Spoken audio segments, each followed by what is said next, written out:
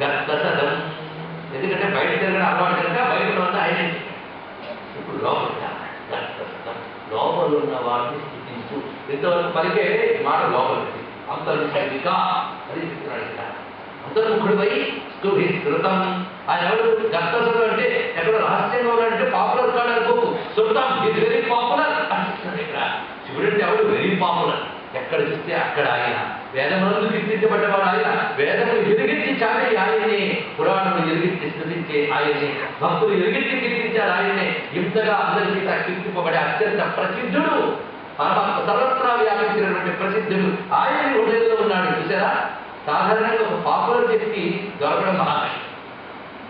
కానీ ఎంత పాపులర్ వ్యక్తి ఎంత సులభంగా తండ్రి నీకు ఎంత గొప్ప వాక్యం. లోకంలో ఒక ఉదయించుడిని పట్టుకోవడానికి ఆనందపడతాడే, విశ్వేశ్వరుడిని సులభంగా పట్టుకోవచ్చు. అలాగే సీక్రెట్ గా కూడా ప్రైవేట్ కూడా ఇస్తాడు. కష్టం అంతే కదండి. కానీ పాపులు గర్భసదం వాటి రహస్యంగా లోపల కబుర్లు పట్టుకోవచ్చు. గర్భసదం యువా. ఎటువంటి ఆయన అంటే పెద్ద ఆయనండి అని కాదు, యువా ఆ యువకుడు అంటే అన్ని బాగా పనిచేస్తూ ఉన్నవాడు యువకుడు అంటారు. సర్వసమర్థుడు. ఇక్కడ యువానం అంటే నిత్య నూతనుడు. పరమాత్మ నిత్య నూతనుడు యువానం. ఆయన ఎలా ఉన్నాడు తెలిసి గుండెలో ఎలా కూర్చున్నాడు. నువ్వు భయపడుతూ కూర్చుండొచ్చు కానీ ఈ గుండెలో వాడు మాత్రం భయపడుతూ కూర్చోలే. ఆయన మృగన్న భీమం ఉపహాత్వముగ్రం. ఆయన ఉగ్రముడు, ఆ ఉగ్రమైనటువంటి భీమమైనటువంటి మృగంలో ఉన్నాడు. అంటే ఒక పెద్ద సింహంలాగా ఉన్నాడు. ఎలాంటి సింహం? ఉపహత్వం.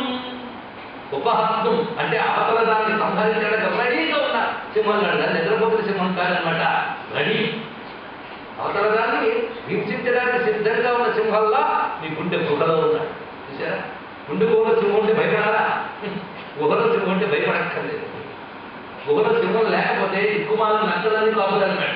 గుర్తుపెట్టుకోండి, గుహలో సింహం ఉంటే ఒక్క నక్క కూడా దూరలేదు కనుక నా గుండెలో శివసింహం ఉంది కనుక ఏ దుర్మార్గపు తలములైన నక్కలు అక్కడ ఉండవు అన్నాడు. సింహం మనదైనప్పుడు భయం లేదు. నిన్ననే చెప్పాం, అంత డాబర్మాన్ డ్యాగైనా ఇంటికి వచ్చిన వాడికి దిగుతుంది కానీ ఇంటి యజమానికి జరగదు. వాడికి కావాలా తప్పలేదు. శివుడు అలా పోల్చేది అనుకోవద్దు. సింహమైనా నీ గుడిలో కూర్చుని ప్రొటెక్ట్ చేస్తాడు. నీ ఇంట్లో ఉన్నాడు, నేను రక్షిస్తాడు. ఆ రక్షణ ఎలాంటిది? వచ్చిన వాడు ఎవరో చూస్తూ కూర్చుని కుక్కలా కాదు, దుమికే సింహం ఆయన. అతను రెడీ. దీని అర్థం ఏంటంటే నీ మనస్సులో ఏ దుర్భావాలు లేకుండా, అజ్ఞానము ఆనవాలు కూడా లేకుండా సంహరించగలిగే పరమాత్మ అంత ప్రకటనగా ఉన్నాడయ్యా హృదయంలో. అందుకే శంకరులు చెప్తారు,